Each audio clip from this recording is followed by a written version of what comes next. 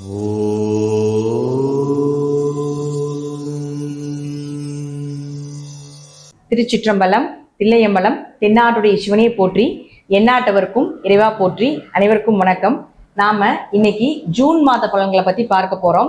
June மாதத்துல சனி பகவான் ஆட்சி பலம் பெறுகிறார். அதே போல செவ்வாய் ஆட்சி பலம் பெறுகிறார். சுக்கிரன் 12ஆம் தேதி வரைக்கும் ஆட்சி பலம் பெறுகிறார். 14ஆம் தேதிக்கு மேல புதனும் ஆட்சி பலம் பெறுகிறார். ஆட்சி அப்படின்னா தன்னுடைய சொந்த வீட்டுல பலமா இருந்து எல்லாருக்கும் பலனை 100% கொடுக்க போறாங்க அப்படிங்கிற அமைப்பு. சனி பகவான் மட்டும் இந்த மாதம் 29ஆம் தேதி வக்ரமாகிறார். நவம்பர் மாதம் 15ஆம் தேதி வரைக்கும் சனி வக்ர பதிவை நாம அடுத்து வரக்கூடிய வீடியோல பார்க்கலாம். சனி வக்ரம் ஆகிறது அப்படின்னா முன்னோக்கி வருகிறார் அப்படிங்கிறது அமைப்பு. முன்னோக்கி வருகிறார் அப்படிங்கிறது தான் மகர வீட்டுக்கு மறுபடியும் சனி என்ட்ரி ஆக போகிறார். அப்போ ஒவ்வொரு ராசிக்கும் என்ன பண்ணுவார் அப்படிங்கிறத நம்ம முழுமையா பார்க்கலாம். மிதுன ராசிக்குண்டான ஜூன் மாத பலன்களை பத்தி பார்க்கலாம். மிதுன ராசியை பொறுத்த வரைக்கும் பார்த்துட்டீங்கன்னா, உங்க ராசி அதிபதி 12ஆம் வீட்டுல இருந்தார். 14ஆம் தேதி வரைக்கும் அங்கதான் இருக்க போறார். அப்போ மிதுன ராசிக்கு எந்த பிளானிங் பண்றீங்க அப்படின்னா, உங்களுக்கு புதன் நல்லா இருந்தாதான் நீங்க பண்ணக்கூடிய எல்லா பிளானும் சக்சஸ் ஆகும். அப்போ புதன் அப்படின்னு சொல்லக்கூடியவர் 14ஆம் தேதி வரைக்கும் 12ல மறைஞ்சிருக்கிறதுனால இது வெளிநாடு வெளியூர் பயணத்துக்கு வேணா ஓகேவா இருக்கலாமே தவிர, மற்றபடி உங்களுடைய வளர்ச்சி அப்படிங்கிறது 14ஆம் தேதிக்கு மேல அப்படிங்கிறது மிக பிரம்மாண்டமா இருக்கும். ஏன்னா ராசி அதிபதி ராசியில. அப்போ பெயர், புகழ், மதிப்பு, மரியாதை இதெல்லாமே 14ஆம் தேதிக்கு மேல வரும். அவரே உங்களுக்கு 4ஆம் அதிபதியும் ஆகி நிக்கிறதுனால வீடு, மனை, சொத்து சுகங்கள் வாங்கக்கூடிய ஒரு அமைப்பு, அம்மாவுடைய ஆரோக்கியம் சிறப்பா இருக்கிறது, உங்களுடைய ஆரோக்கியம் சிறப்பா இருக்கிறது, அதே போல உங்களுடைய நண்பர்களுடைய ஆதரவுகள் கிடைப்பது எல்லாமே உங்களுக்கு இந்த 14ஆம் தேதிக்கு மேல நடக்கும் அப்படிங்கிறதுல நல்லா தெரிஞ்சு வச்சுட்டு அதற்கு மேல உங்களுடைய பிளானிங்கை வைங்க. எல்லாமே சக்சஸ் ஆகும். 14ஆம் தேதிக்கு முன்னாடி வரைக்கும் கொஞ்சம் பொறுமையா ஹேண்டில் பண்றது பெஸ்ட். அடுத்தது உங்களுக்கு 3ஆம் அதிபதினு சொல்லக்கூடிய சூரியனும் பாருங்க அதே மாதிரி 12ல இருக்கார். 3 குறைவர் 12ல் இருந்தாலும் அடுத்து 14ஆம் தேதிக்கு மேல புதன் எப்படி லக்னாதிபதி ராசி அதிபதினு சொல்லக்கூடிய புதன் உங்க ராசிக்கு வர்றாரோ கூடவே சூரியனும் வருகிறார்.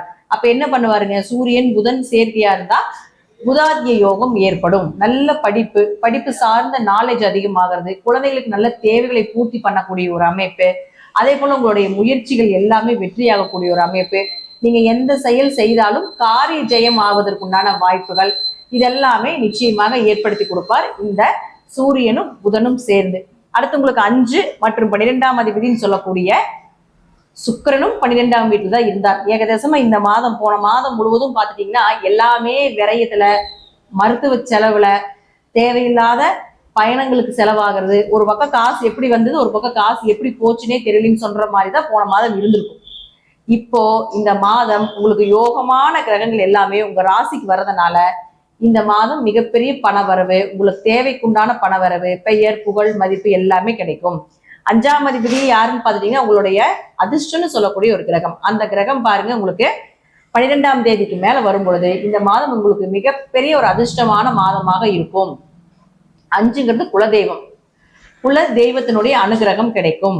நிறைய பேருக்கு குல தெய்வம் தெரியாம இருப்பீங்க. அப்ப இந்த மாதம் நீங்க ட்ரை பண்ணி குலதெய்வத்தை கண்டுபிடிச்சிங்க, கண்டிப்பாக குலதெய்வம் தெரிவதற்குண்டான வாய்ப்பையும் ஏற்படுத்தி கொடுப்பார். அப்ப 12ஆம் அவரே வந்து உங்களுக்கு 12ஆம் அதிபதியும் ஆகி நிக்கிறதுனால 12ஆம் அதிபதி ராசிக்கு வந்தா நிச்சயமாக வெளிநாடு வெளியூர் பயணத்துக்கு எல்லாமே ஒரு நல்ல தீர்வு, நல்ல சக்சஸ் கொடுக்கக்கூடிய ஒரு அமைப்பு. கணவன் மனைவிக்குள்ள ஒரு அண்டர்ஸ்டாண்டிங்கா வாழக்கூடிய ஒரு அமைப்பு. சண்டை சச்சரவு பிரச்சனைகள் இருந்தாலும் இந்த மாதம் கணவன் மனைவியும் சேர்ந்து ஒரு குடும்ப தேவைகளை பூர்த்தி பண்ணக்கூடிய ஒரு அமைப்பு. குழந்தைகளுக்கு உண்டான விஷயங்கள் செய்யக்கூடிய ஒரு அமைப்பு, எதிர்காலத்துக்கு உண்டான ஒரு சேஃப்டி அமௌண்ட் பண்ணக்கூடிய ஒரு அமைப்பு எல்லாமே இந்த மாதம் ஏற்படுத்தி கொடுக்கும் அப்படிங்கிறதுல நல்லாவே நம்ம தெரிஞ்சுக்கலாம். அடுத்தவங்களுடைய ராசிக்கு 6 மற்றும் 11ஆம் அதிபதினு சொல்லக்கூடிய செவ்வாய் 11ஆம் வீட்டிலே இருக்கார். 6 குடைவர் 11ல இருந்தால் வேலை உண்டு. 6ஆம் இடங்கிறது வந்து கடன், நோய் வளர்க்க சொன்னாலும் இது உத்தியோகஸ்தானம். அப்போ உங்களுக்கு நல்ல வேலை வாய்ப்பு, நீங்க எதிர்பார்த்த வேலை வாய்ப்பு கிடைப்பதற்குண்டான வாய்ப்புகள் உண்டு. ஏன்னா ஆட்சி பலம் பெறுகிறார். ஆட்சி பலம் எங்க பெறுகிறார், 11ஆம் வீடுன்னு சொல்லக்கூடிய லாபஸ்தானத்தில் பெறுகிறார். அப்போ நீங்க எதிர்பார்த்த லாபத்தோட வேலை கிடைப்பதற்குண்டான வாய்ப்பையும் ஏற்படுத்தி கொடுப்பார். கடன் அடைவதற்குண்டான வாய்ப்புகள், வம்பு வழக்குகள் ஏதாவது இருக்கு, கேஸ் சம்பந்தப்பட்ட விஷயங்கள் ஏதாவது போயிட்டு இருக்குன்னா இந்த மாசம் உங்களுக்கு சாதகமாக வரக்கூடிய ஒரு மாதமாக இருக்கும் அப்படிங்கிறதுல மாற்றம் இல்லை. அடுத்து குரு வந்து நம்ம முதலே சொல்லியிருப்போம். குரு பயிற்சி, சனி பயிற்சி எல்லாமே நம்ம முதலே கொடுத்துருப்போம். குரு வந்து உங்களுக்கு யாரு 7, 10 குடைவர் போய் 12ல மறைந்ததுனால கொஞ்சம் திருமணம் சார்ந்த விஷயங்கள், தொழில் சார்ந்த விஷயத்துல கொஞ்சம் ஹேண்டில் பண்றது கொஞ்சம் கவனமா ஹேண்டில் பண்ணணும். அதே போல சனியை பத்தி நம்ம முதலே சொல்லியிருப்போம். இந்த மாதம் மிதுன ராசிக்காரர்களுக்கு எப்படி இருக்கும் அப்படின்னா, மிகப்பெரிய ஒரு ஜாக்பாட் மாதம். மறந்துடாதீங்க, நீங்க உங்களுடைய தேவைகள், பண தேவைகள், குடும்ப தேவைகள், குழந்தைகளுக்கு உண்டான எல்லா விஷயங்களும் செய்யக்கூடிய ஒரு யோகமான அதிர்ஷ்டமான மாதமாக இருக்கும். வாழ்த்துக்கள், நன்றி. மீண்டும் ஒரு நல்ல பதிவுல சந்திக்கலாம். திருச்சிற்றம்பலம், தில்லையம்பலம், ஸ்ரீ நரசிம்மத்துடைய சரணம். ரிஷப ராசிக்கு உண்டான ஜூன் மாத பலன்களை பத்தி பார்க்கலாம். ரிஷப ராசிக்கு ராசி அதிபதி 12ஆம் தேதி வரைக்கும் உங்க ராசியிலே இருக்கார். மிகப்பெரிய யோகமான பலன்களை அள்ளி கொடுக்க போறார். 2ஆம் அதிபதியோட சேர்ந்து இருக்கிறதுனால இந்த மாதம் 12ஆம் தேதி வரைக்கும் பெயர், புகழ், மதிப்பு, அதே போல உங்களுக்கு நோய் தொந்தரவுகளோ அல்லது கடன் சார்ந்த ஒரு மைனஸும் கொடுப்பார் அப்படிங்கிறதுல மாற்றம் இல்லை. அடுத்தது, இந்த ரிஷப ராசிக்கு ராசி அதிபதி ராசியில் இருக்கிறது, எங்க போனாலும் உங்களுக்கு ஒரு வரவேற்பு, ஒரு மதிப்பு அப்படிங்கிறது இருக்கும். அடுத்து 2ஆம் அதிபதியும் மற்றும் 5ஆம் அதிபதியும் சொல்லக்கூடிய புதன் பகவானும் உங்களுடைய ராசியில 14ஆம் தேதி வரைக்கும் இருப்பார். 2 கூடையவர் ராசிக்கு வந்தாலே உங்களுக்கு காசு பணத்துல குறைவில்லை அப்படிங்கிற அமைப்பு உண்டு. எந்த இடத்துல பணம் கேட்டாலும் கிடைக்கும் அப்படிங்கிறதுல மாற்றம் இல்லை. அதுவே பாருங்க, இந்த 14ஆம் தேதிக்கு மேல 2ஆம் அதிபதி 2ஆம் வீட்டுக்கு போறது, இங்க உங்களுடைய ராசியில் இருக்கிறத விட 2ஆம் அதிபதி 2ஆம் வீட்டுக்கு போறது மிகப்பெரிய பண வளர்ச்சியை ஏற்படுத்தி கொடுத்து விடும்.